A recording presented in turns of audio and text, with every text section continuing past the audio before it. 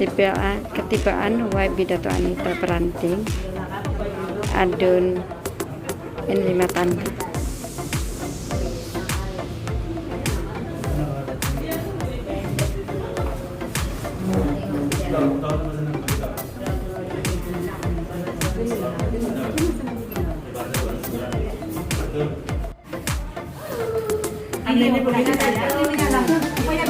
Nggak boleh bersalam. Begini enggak? Oh, begini kah sekarang?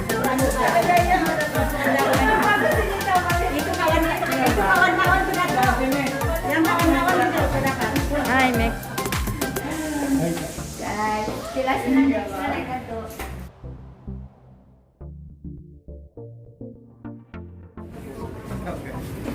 Ketibaan Datuk Tita Antoni.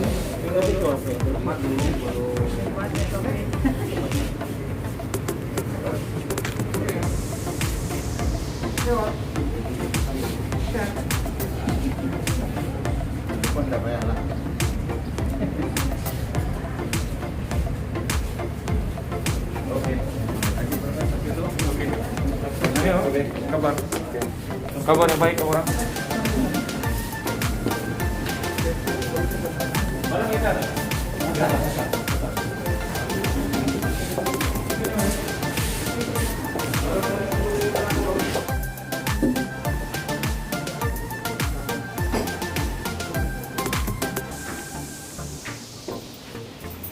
Program Lautan Kerja bagi Datuk Tita Antoni, Menteri Pembangunan Infrastruktur Negeri Sabah di daerah Kota Marodo.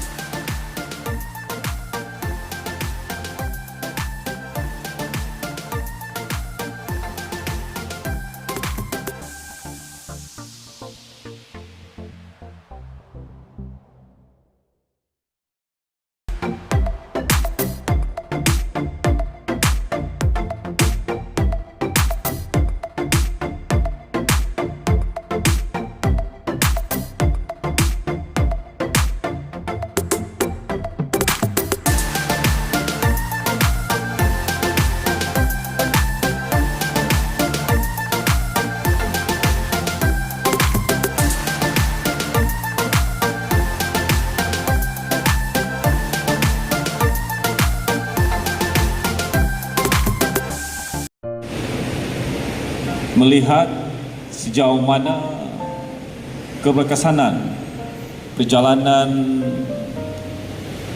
pembangunan yang telah saya pengurusikan tahun lepas. Jadi dari pada hari ini apa yang kita nampak melalui taklimat di peringkat gawai daerah ataupun di daerah Kota Marodo ini masih banyak kerja-kerja ataupun projek-projek yang tertangguh sedikit disebabkan kedudukan PKP kita, begitu juga dengan masalah-masalah tanah yang masih belum diselesaikan. Ada juga masalah-masalah yang melibatkan kemungkinan di pihak kontraktor yang perlu diperhalusi. Apapun rata-rata yang kita lihat pada hari ini adalah kesemua perjalanan pelaksanaan kerja-kerja ini di dalam perancangan ataupun di dalam selian jurutera-jurutera daerah, sama ada di peringkat JKR ataupun di peringkat Jabatan Air. Jadi kita berharap kalaulah ada permasalahan di peringkat kampung, di peringkat kawasan-kawasan yang perlunya bantuan di peringkat kerajaan negeri ini berurusan terus, terutama kepada pegawai daerah mungkin, kepada UPPM kita pun ada, kepada ketua bahagian pun kita ada, kita pun terus kepada yang berhormat Datuk Anita Berhanting pun, mana-mana masalah yang dapat kita selesaikan segera, kita akan selesaikan dengan segera ni, kita tidak akan tunggu. Kerana kita tahu kebajikan orang-orang ramai terutama di kampung ini perlu kita selesaikan dengan segera.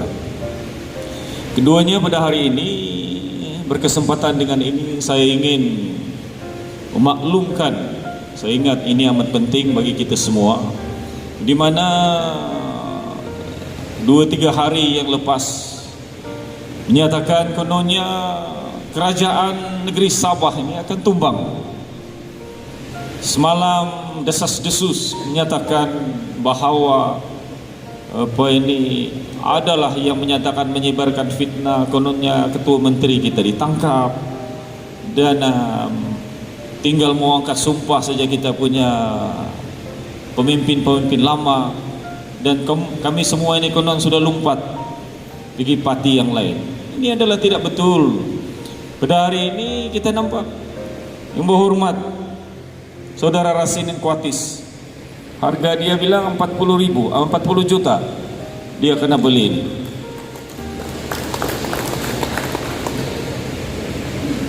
Begitu juga dengan yang berhormat Datuk Anita Berhanting yang digembar-gemburkan kononnya akan lompat, akan meninggalkan kerajaan pimpinan warisan.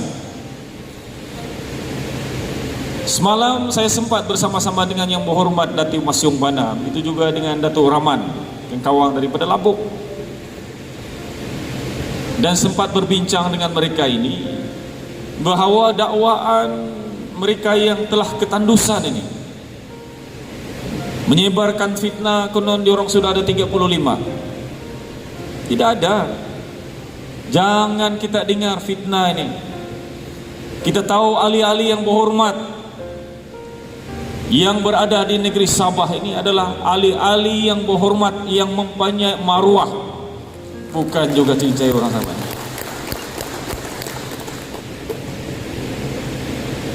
Kita tahu mereka mempunyai duit yang banyak untuk membeli, menawarkan ahli-ahli yang berhormat. Semalam seperti mana yang kita tahu, beberapa ahli-ahli yang berhormat telah membuat laporan polis daripada Sendakan sehingga ke Kota Kinabalu, seolah-olah mereka ini dipaksa untuk memberi sokongan kepada pihak lain. Tetapi ini tidak akan berubah daripada kesetiaan kami. Ini bukanlah perjuangan perseorangan, tetapi ini adalah perjuangan mandat rakyat yang harus kita pertahankan. Selama ini Sabah agak keterbelakang dari segi pembangunan dan sebagainya. Ini disebabkan kedudukan pengurusan yang begitu lemah, terlalu banyak penyelewengan, terlalu banyak birokrasi, terlalu banyak pencuri-pencuri yang membawa duit kita keluar negara. Tetapi tidak ada tindakan yang diambil, malahan mereka dilepaskan. Dan apabila sahaja sebuah kerajaan yang baru sahaja ditubuhkan 2 tahun, kita nampak pembaharuan yang ada di negeri Sabah. Seperti mana yang dia umumkan oleh Yang Maha Hormat Ketua Menteri kita, kemungkinan pembangunan kita ini terbantu sekiranya kita terlalu mengharapkan bantuan daripada persekutuan. Tetapi inisiatif yang diambil oleh beliau, di mana pada ketika ini kerajaan negeri Sabah sudah mula membiayai projek-projek kebajikan orang-orang Sabah tanpa mengharapkan bantuan daripada Kuala Lumpur. Sepatutnya perkara ini sudah berlalu sekian lama, tetapi selama ini tidak ada suatu pemimpin, tidak ada suatu kerajaan yang begitu serius seperti mana kerajaan yang dipimpin oleh Ketua Menteri kita pada ketika ini. Saya masih ingat apabila sahaja saya mengambil tampuk, dilantik sebagai Menteri Pembangunan Infrastruktur, Di dalam Dewan saya umumkan bahwa saya akan mencadangkan meluluskan pembinaan kereta api daripada Kota Kinabalu, Kota Pulut, Kota Merudu hinggalah ke Kudat. Dan ada di antara ahli-ahli yang berhormat yang mempunyai pikiran yang begitu kolot, yang tidak tahu membezakan apa itu pembangunan, apa itu pengangkutan. Bagi mereka adalah yang penting adalah kebajikan mereka semata-mata, taksub dengan politik yang begitu kuno tanpa memikirkan kedudukan rakyat dari segi kemajuan. Inilah yang dipikirkan oleh beberapa ahli politik yang perlu kita keluarkan di dalam pemilihan yang akan datang. Tujuan saya mencadangkan pelaksanaan kelulusan kereta api daripada Kota Kinabalu ke Tuaran, ke Kota Pulut, ke Kota Merudu hingga ke Kudat, bertujuan oleh karena kita tahu sudah sampai masanya orang Kota Pulut, orang Kota Merudu, orang Kudat mempunyai suatu pengangkutan yang baik. Kalau di Kuala Lumpur ada, kenapa di Sabah kita tidak boleh buat? Kita mempunyai kemampuan. Baru-baru ini yang berhormat di dalam kabinet telah meluluskan pembinaan Papar Dam. Kita tahu kita kurang 25% air keperluan di Kota Kinabalu. Dan yang berhormat melalui keputusan kabinet telah meluluskan pembinaan 3.15 bilion di bawah peruntukan kerajaan negeri Sabah. Dan saya percaya akan banyak lagi pembangunan, bukan sahaja di Kota Merudu tetapi di seluruh negeri Sabah ini yang dicadangkan di bawah pembiayaan kerajaan negeri yang mendatang ini.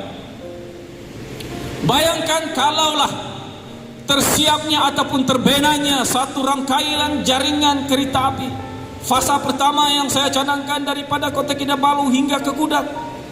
Yang akan mendapat manfaat ini adalah orang-orang Kota Merudu, saudara-saudara kita daripada Kota Pulut, saudara-saudara kita daripada Pitas.